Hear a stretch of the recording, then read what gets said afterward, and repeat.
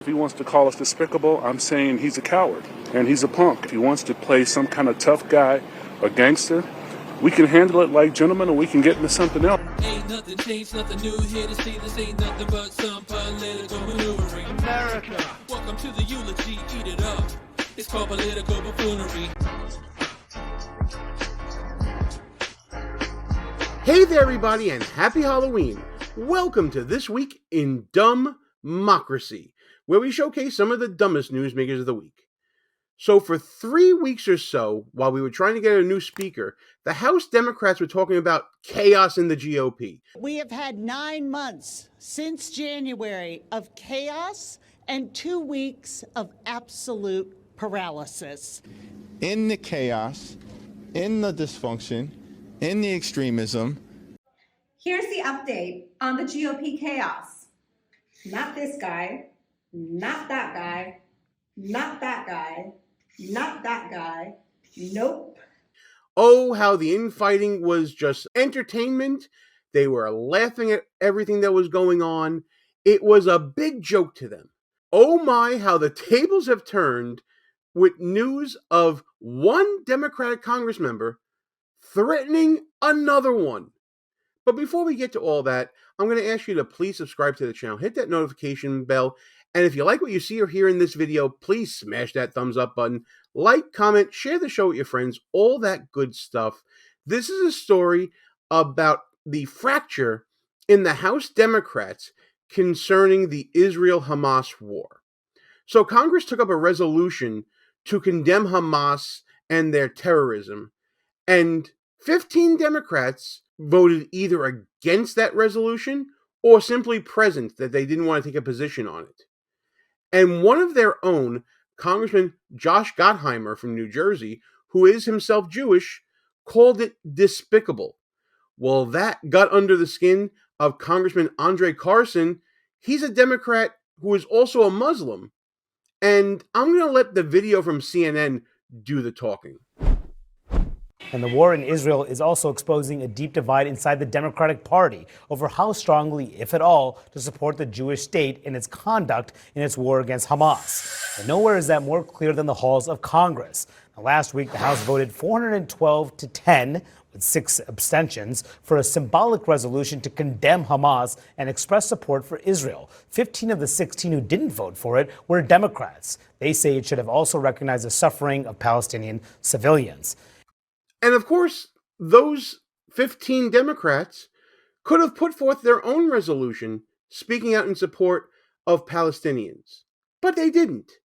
The issue in this resolution, this symbolic resolution, was to condemn the terrorist activities of a known terror organization, Hamas. Again, I keep on asking, I've done it in videos before, why is it so hard for some Democrats to separate out the terrorist organization from the people, to separate the two? I don't get that. But anyway, back to this resolution. To get 400 members of Congress in this day and age to vote on anything together, it's pretty astounding, which means that a majority of Republicans and a majority of Democrats voted in favor of it. They were standing up with one voice to condemn terror. But these Democrats chose not to speak out against terror. It's not a good look. In response, Democratic Congressman Josh Gottheimer, who's a prominent Jewish Democrat, wrote this on social media: "They are despicable and do not speak for our country." Let's look at the whole tweet. Last night, 15 of my Democratic colleagues voted against, capital letters, standing with our ally Israel and condemning Hamas terrorists who brutally murdered, did untoward things to women, and babies as well, children, men, women, and elderly, including Americans. Big point there, in my opinion. They are despicable and do not speak for our party. And I think that also reflects the Biden administration's stance as well. They haven't called anybody out by name as of yet, but they are aware, as Karine Jean-Pierre has said, and as we pointed out in prior videos, that those who are speaking out in favor of pro-Palestinian forces or those who refuse to condemn Hamas are outside of the mainstream Democratic thought. Josh Gottheimer is very much pro-Israel, being Jewish himself, and he had some strong words here. And in my opinion, I'm okay with him saying that. Now, Congressman Andre Carson of Indiana is one of those 15 and a prominent Muslim Democrat. He specifically sought me out on Thursday to respond to Gottheimer. Going out of his way to speak to a reporter to badmouth another Democrat. That's chaos, folks. I mean, if the Republican caucus was in chaos over picking a speaker, this has got to be considered the same type of chaos, right? He's cowardly. I think he's not acting in the role as a member of Congress. I think he's shown himself to be very emotional. Like most cowardly people, when you confront them, they're afraid. I'm unafraid of the guy. And if he wants to call us despicable, I'm saying he's a coward and he's a punk. And he should remember why the people sent him here. And if he wants to play some kind of tough guy or gangster, we can handle it like gentlemen, or we can get into something else. You want to step outside? Yeah, I'll step outside. Hey. What? Coward? And if you want to handle it, let's take it outside, apparently. Isn't it amazing how he's talking about the way members of Congress should act, while at the same time talking about maybe taking things to the street? You're not making any sense at all. That's a little out there, don't you think? As bad as the GOP chaos was for 3 weeks or so in picking a new speaker, it never got to this level of rhetoric. I've not seen a member of Congress call out another member of Congress. I haven't seen another politician call out another politician for a fight. Pretty strong words that you really don't hear from a member of the same party going out, even members of opposing parties saying that. I did reach out to Gottheimer himself, and I asked him about Mr. Carson's comments. Gottheimer said, I'll sit down with Mr. Carson anytime to talk about how we can bring hostages home, including all Americans, provide immediate humanitarian aid to Palestinian civilians being used as human shields, and crush Hamas and all terrorists seeking to do us harm, trying to de-escalate things. I'm also told that Carson and Gottheimer are likely to meet, according to a Democratic leadership source. Obviously, Democrats don't want Dem-on-Dem violence. They don't want Dem-on-Dem rhetoric like this. And they're trying to sweep it all under the rug because they, unlike Republicans, are all one big happy family, right? Like what you see so far? Go ahead and smash that thumbs up button. Also, leave us a comment and tell us what you're thinking. And don't forget to subscribe so you never miss another show.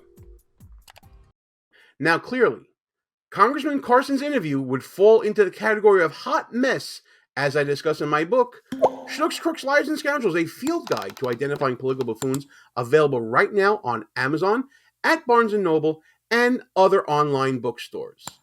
The hot mess has a proclivity for falling into fits of emotion, typically anger, when under moments of political stress. The political stress here being the overwhelming majority who is against Congressman Carson's position, speaking out against Hamas. He falls into that very small minority. So when a member of his own party calls him despicable for that, that sends him over an emotional edge, and he lashes out with threats of violence, apparently. That's his way of dealing with things. Sometimes I get so angry. It's my terrible temper. It's clearly not the best way for members of Congress to resolve conflicts between them. Now, typically, the higher the stress level, the more likely you are to see hot mess buffoons like Carson talking about physical threats of violence, angry rhetoric, and the like. And clearly, the stress of the Democratic Party position concerning Israel and Hamas has been getting to him.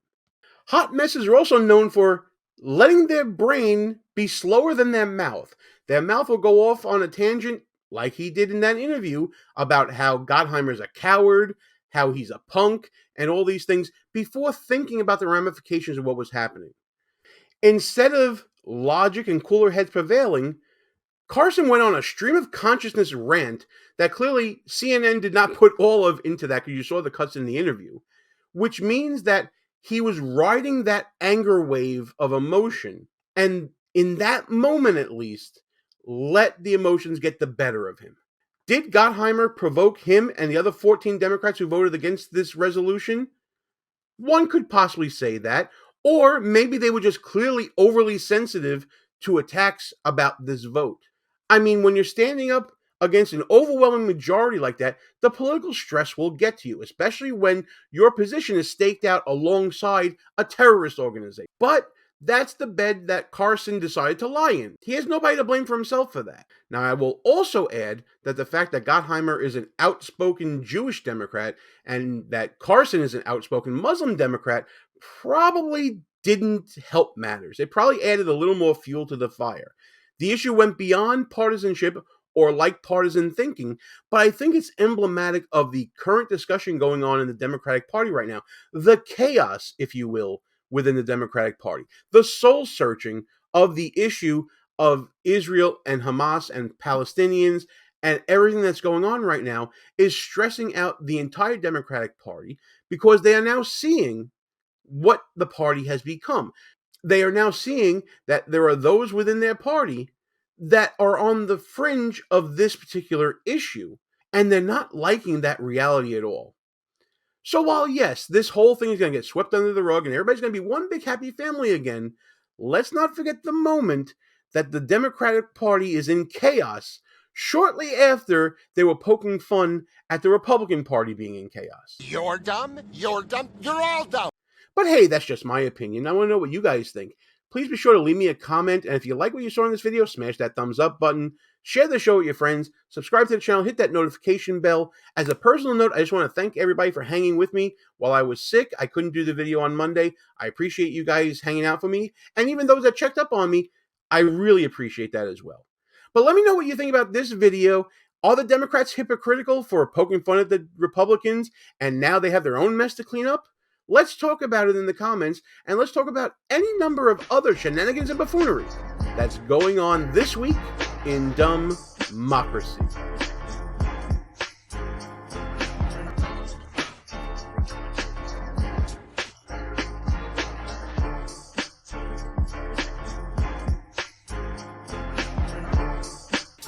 All views and opinions expressed here are not necessarily of the mainstream media and may offend some listeners. It's called political buffoonery.